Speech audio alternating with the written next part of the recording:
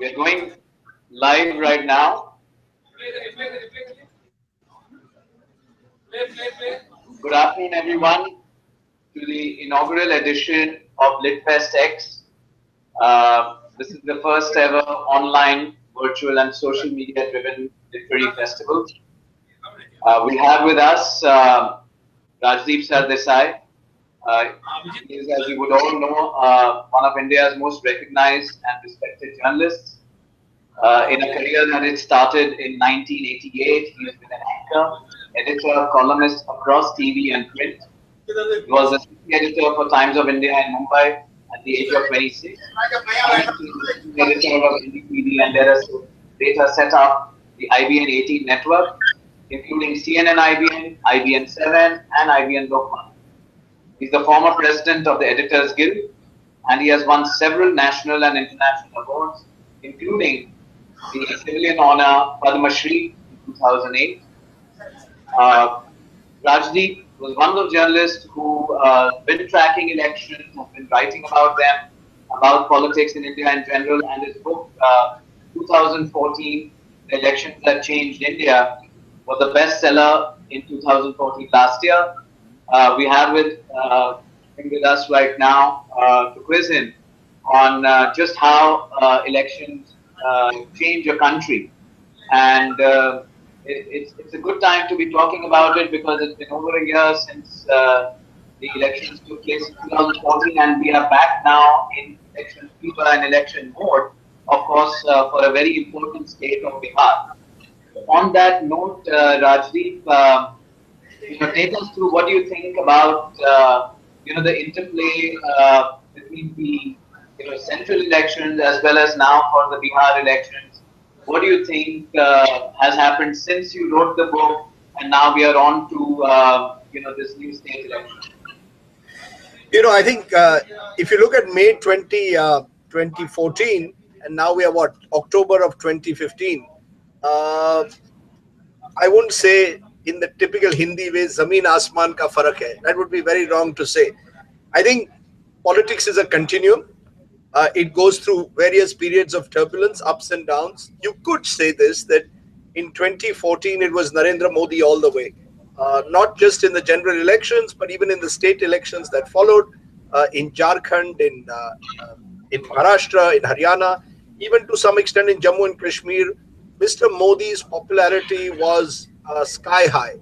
And as a result, he was able to propel his party also up.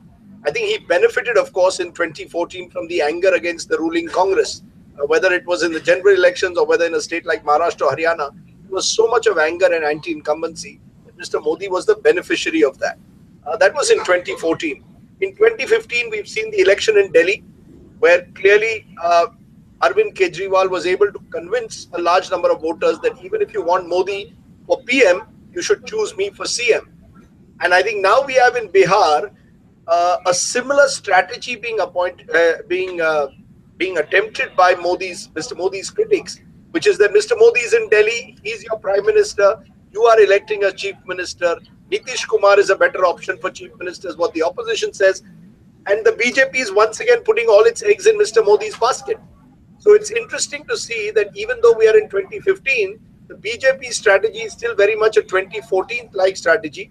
The opposition strategy has changed and saying, yes, we acknowledge Mr. Modi as Neta number one in Delhi, but at the end of the day, you are voting for your state chief minister. So I think that's the shift that has taken place, Kumar.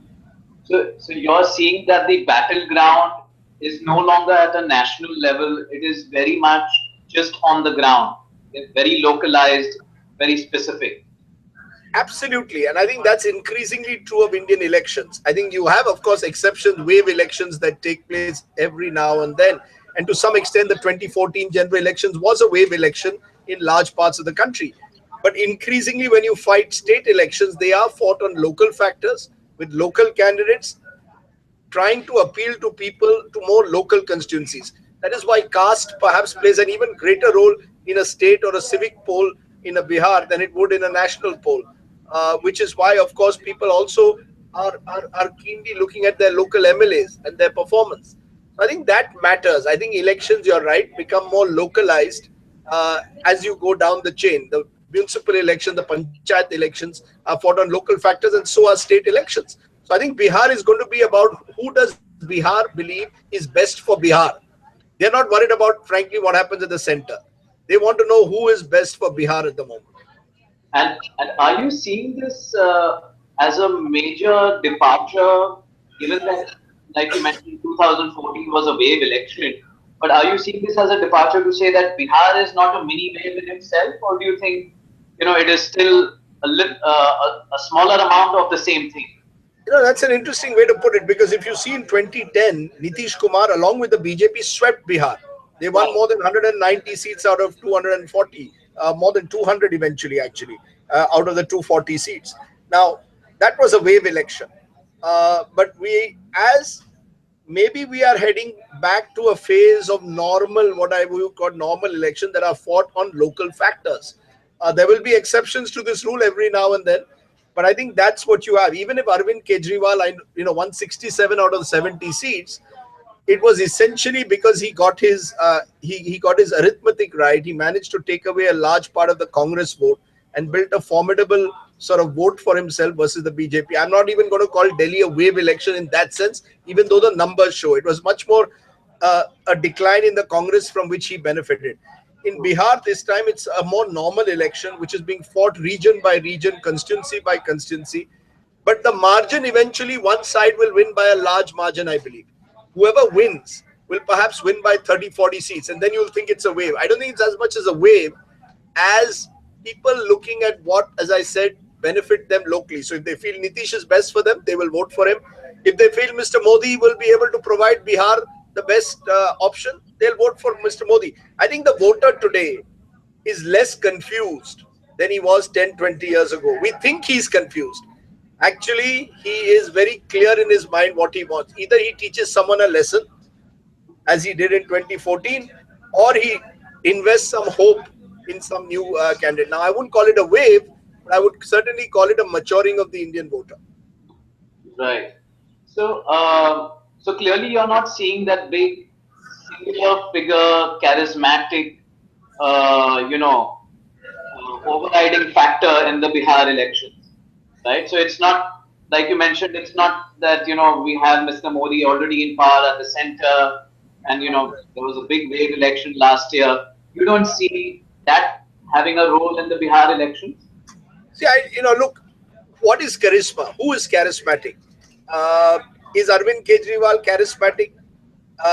When a person wins big, we suddenly invest charisma in that person. If you see Arvind Kejriwal, he's about 5 feet 1, not exactly uh, in the conventional mode of a charismatic leader. Compare him to Modi, chappan ki chhati, great public speaker. So that's one kind of charisma. Indira Gandhi was not a great speaker, but she had charisma in her own way. Uh, does Nitish Kumar have charisma? I don't think in the conventional way. But at the end of the day, Nitish Kumar also is someone who has been able to try and convince people, perhaps, that he represents good governance, and that in a way also then suddenly imbues you with a certain level of credibility. I think credibility is what matters. I wouldn't use the word charisma increasingly. Lalu has charisma. He struggles on the credibility factor. But eventually, I think the one factor that actually decides Indian elections more than ever before is credibility. Mr. Modi was seen to carry credibility in 2014.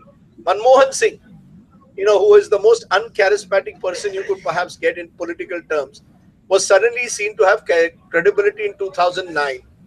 In 2014 in Maharashtra, the fact is the Congress lacked credibility. They were at power for 10, 15 years and was seen to have not done enough. And I think in Bihar today, if you ask me who carries the most credibility, I'd say Nitish, because he has proved himself in government in Bihar. Lalu did not prove himself in government in Bihar, and the BJP is untested and has failed to project a leader to combat Nitish. So out of all the candidates, if you ask me purely on credibility today, Nitish stands up above the rest. Lalu perhaps stands up above the rest in charisma. And the BJP has Mr. Modi, who in a sense they hope will have a little bit both of credibility and charisma. But it's certainly uh, a different picture if this was a national election. This is ultimately a state election. Will Mr. Modi be the chief minister of Bihar after all? I think that's the question which is the one thing which might hold the BJP back at this stage. If they win, the win will be entirely due to Mr. Modi. If they don't win, it'll be because of their failure to project a local candidate. So what in effect you're saying, it's not Mr. Modi versus Mr. Nitish Kumar. It is the lack of a competitor for Nitish Kumar on the local scene. Well, I think that's what Nitish is trying to make this election, and has to some extent succeeded. Just like Kejriwal succeeded to some extent in Delhi, when he was able to initially make it Kejriwal versus who. And then when Kiran Bedi came, he said, choose between me and Kiran Bedi. So Nitish Kumar is playing the card of Nitish Kumar versus question mark. And I think that is, to some extent, he seems to have been able to push that reasonably successfully. Hmm. So he's he's been able to capture the fact that there is no worthy CM candidate in Bihar per se, right? Yes, I think that's a good way to put it. I think that's been his. I had expected that I can see where the BJP's predicament is. Had they positioned someone like a Sushil Modi, who has a good track record, maybe that would have alienated other BJP leaders.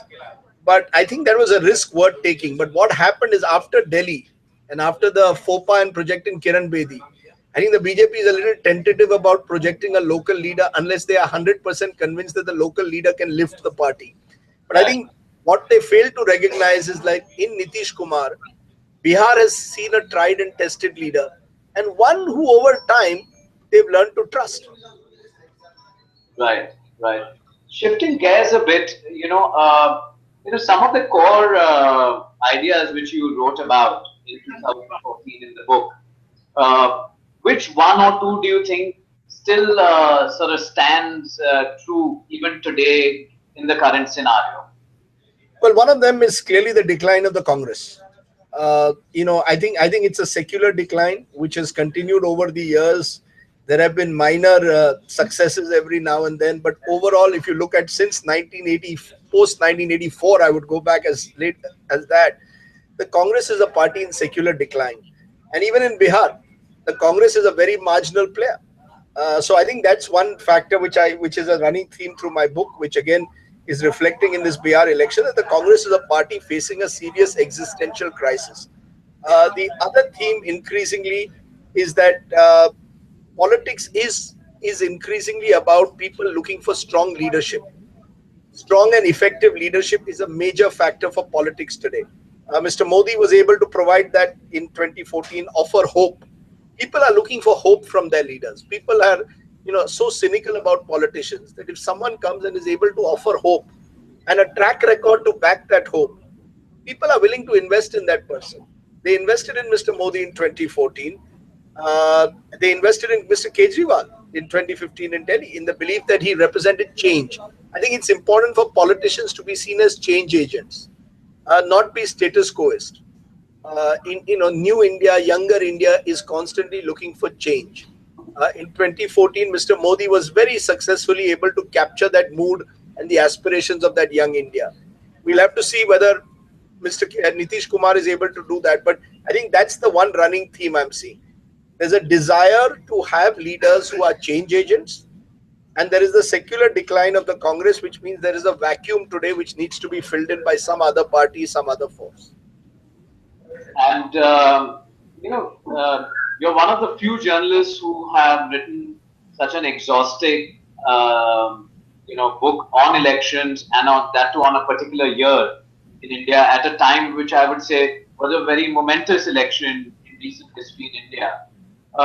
What made you write that book? And why this time? Why this election?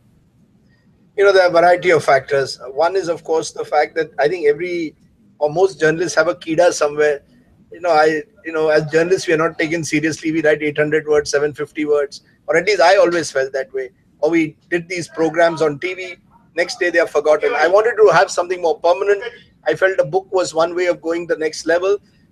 I had the option after I'd left CNN IPN after many years of 4 months with no work, and therefore I was able to put all my energies into this. So that was great because it gave me it gave me time to think beyond the newsroom or outside a newsroom, and just within in me and the computer. I think that's important.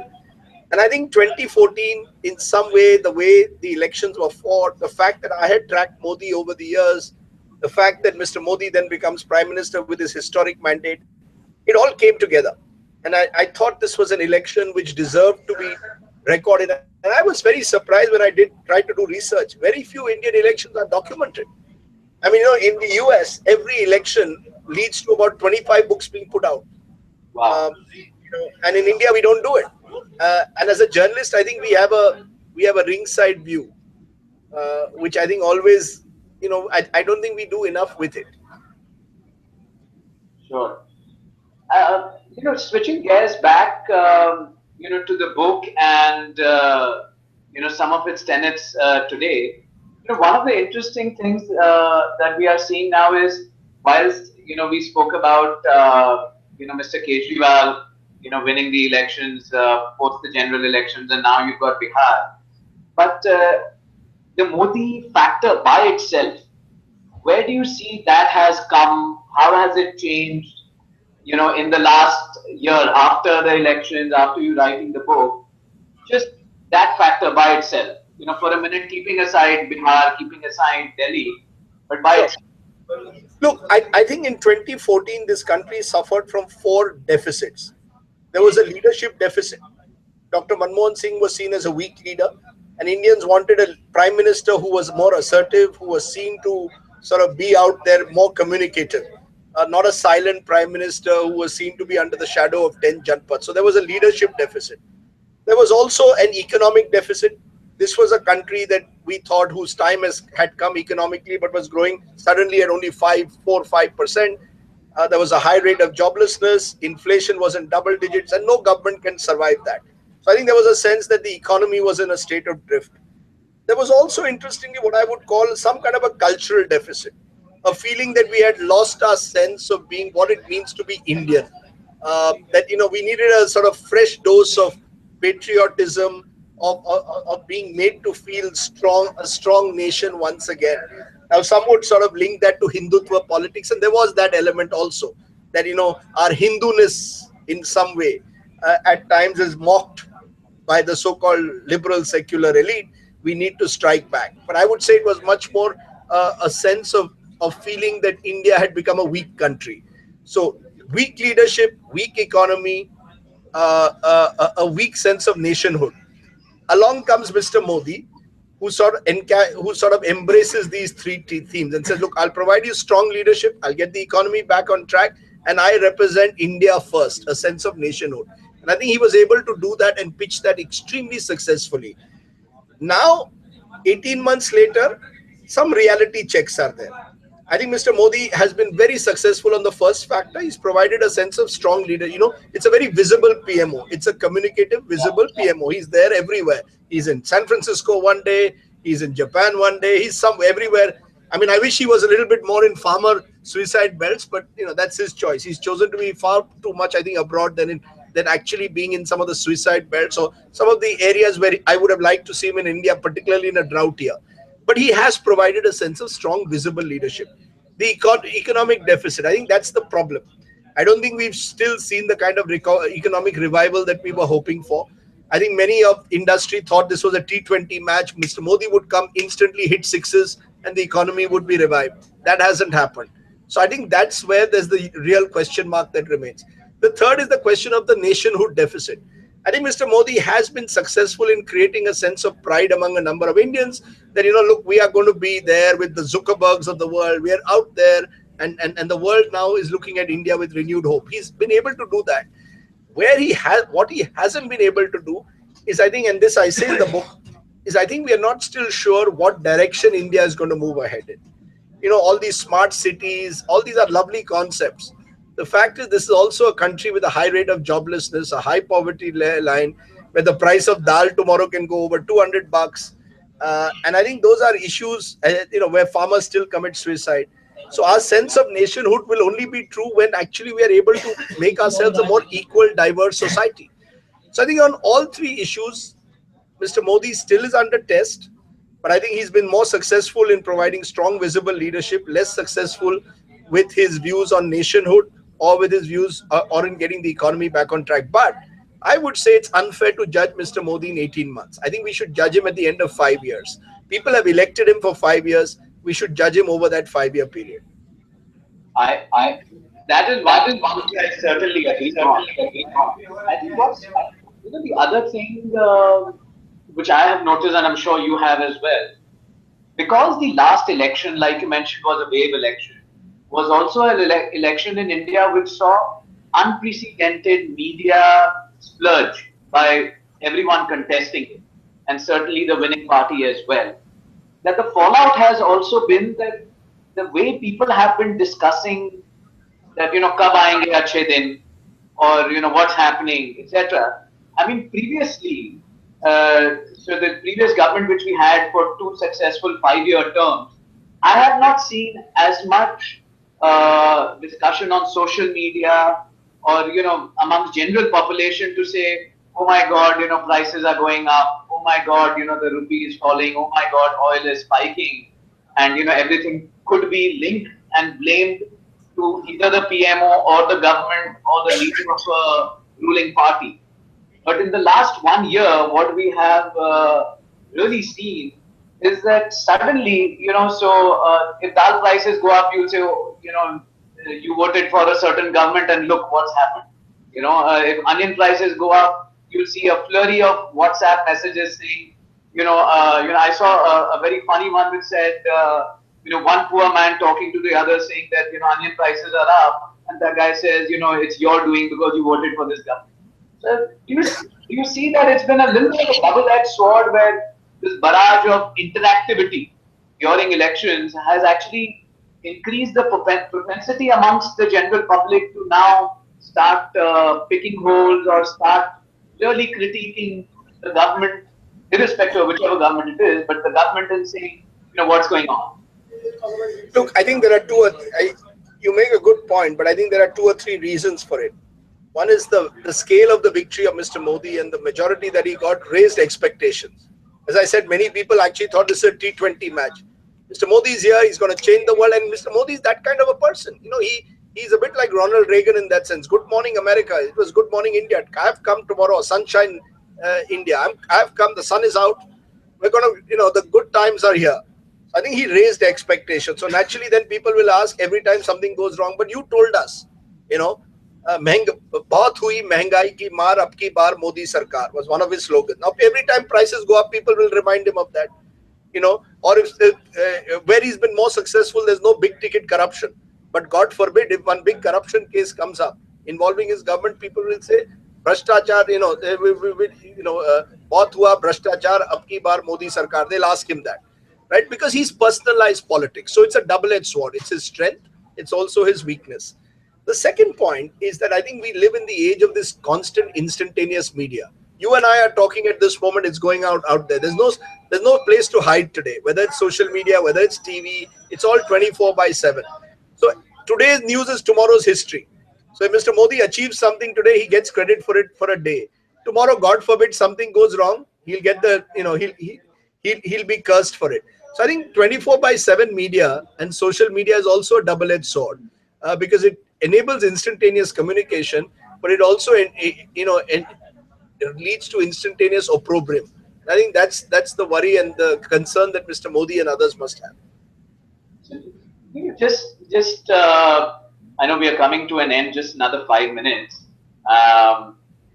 Very interesting point then is that do you see elections being played very differently, given that we are now in an increasingly reflexive environment in terms of one message going out from a political leader or a party and people's ability to react, to that very quickly, almost in a matter of minutes or hours, and then for leaders or campaigners or party activists to be able to course correct or to leverage something good, or for the opposition to beat them down. Do you think that the election process in yesteryears, which were spanning a certain time duration, is getting scrunched, or that there's more activity within that scrunch time?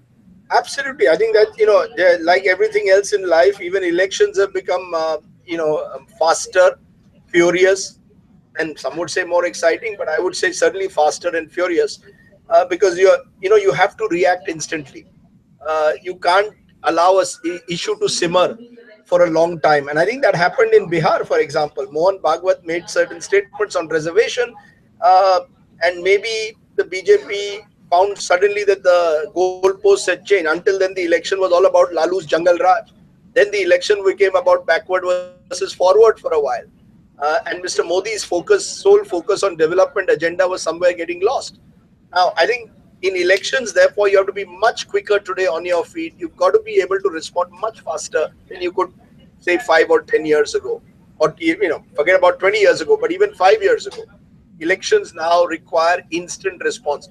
Having said that, I don't think you win elections on Twitter. You don't win elections on YouTube. You don't win elections on how good you're on social media. You win elections in the bastis and the bylanes of this great country. Elections won't even be won in Patna city. Bihar will be won in Begusarai. Bihar will be won in the backwaters of Bihar. The humble farmer of Bihar will decide the future of Bihar. Not anyone in a TV studio. That's very interesting because it presents a dichotomy that you and I sitting here in our offices, we are discussing elections, we are discussing strategy, the history, what's going forward. And to a certain extent, the political media from these parties themselves who are managing all of this, they are, focusing a lot on what the Twitterati, on what this Google, YouTube population, Facebook population has to say and has to react to. But at the same time, they know very well that whilst this opinion matters, we can all say what we want, but the guy who's voting is somebody else who's probably not got access to internet, let alone Twitter, let alone see this, Facebook or, YouTube feed. How do you think politicians are grappling with this fast emerging dichotomy? I think they're like all of us. They're all trying to sort of find their way. We're all trying to find. I'm 10 years ago. I perhaps you wouldn't have done a literature festival on social media or on YouTube. We're all trying to sort of find new innovative ways of reach. It's all a way of communicating. So I think it needs to be done. It needs to be applauded. We are in a media 360 age. So you need to but let's not get carried away. I think when you vote in election time in particular, we are the surround sound, whether in TV studios or whether on YouTube or Twitter. Elections are not won on these media. These media provide this surround sound. They can influence opinion among opinion makers. But out there, that farmer today is more worried about the price of dal. He's not worried about your chit chat. And I think we need to recognize that. Politicians need to recognize that. And I agree with you. And not just in terms of winning elections, but like you said, the powerful mandate that Mr. Modi got and the factors which you just mentioned a few minutes ago, those factors still hold true today and will also remain true for many, many decades in India. Those are the basic tenets for people to have a good life. Look, I think campaigning to some extent, you could argue, has shifted from the Maidan to the media. The days of those rallies only, where you did 100,000 at Boat Club or Gandhi Maidan. I think we are moving away from that because you can reach out to people through WhatsApp today. And you've got to do that. Everybody has a smartphone. This is a country with 250 million smartphones now. Not everybody, but 250 million is a large number. So I think we need to recognize that, and that is hugely powerful and empowering. All I'm saying is that the issues on which elections are fought are not necessarily the issues which make noise on Twitter or Facebook. Issues which make farmer suicides makes no noise on Twitter or Facebook. True. But it could well decide an election in a drought-prone area. So I think we need to recognize that we are the surround sound, we amplify sound, we influence opinion. But at the end of the day, the voter may well choose issues which are not reflected necessarily on social media or even in the mainstream media. True. I see we are coming to a close of this session, Rajdeep, and with a sense of immense pride once for one that for a change I'm doing a discussion with Mr. Rajdeep Sardesai where I'm asking him the questions and he's very sweetly and patiently responding. So a sense of pride on that. And a sense of gratitude, Rajdeep, that whilst you're the inaugural speaker, you're also one of the few people who supported this initiative wholeheartedly when I approached you many quarters ago. and graced the advisory board and have been a source of inspiration and constant guidance. So thank you so much, Rajdeep. Thank you very much. I hope you'll send me a link of this entire conversation so that I can amplify it further, because I think people need to listen beyond 140 characters that we get stuck on a Twitter or a Facebook post. So I think it was great talking to you, and I think all strength to your initiative, because I think why not spread knowledge about books and thoughts and ideas through new media as well. Well, we need to be in an age, as I said, of media 360. Absolutely. And on that note, like you mentioned that we have 250 million smartphone users, what we are saying is let's take literature away from fancy auditoriums, air-conditioned rooms, where it is being discussed over a cup of coffee or a glass of wine or whatever it is, limited to a few hundred people or a few thousand. Let's take it to the 40 crore internet users in India and the many more abroad. Absolutely. And may I make one request to all those users who may be watching this, is that there's a new edition of the book which is out with a fresh epilogue, and which looks back at the first year of the Modi government. So go ahead. It's in paperback, so it's cheaper now also. And we've been very successful in. So the book has done remarkably well. I exceeded all expectations. But we have certain targets that we hope to break some new records with. So we hope that we'll reach those targets. I'm sure you will, Rajdeep. And the viewers who are watching this session live right now, they have access to a link on our website. As soon as this finish watching this session and for days to come, they can just click to buy the book from Amazon. So Okay. Thank you great very to much. have you with us, and thank you everyone for watching it. Thank you, Thank, Kumar. Thank you very much. All the best. thanks. Bye. Thank you.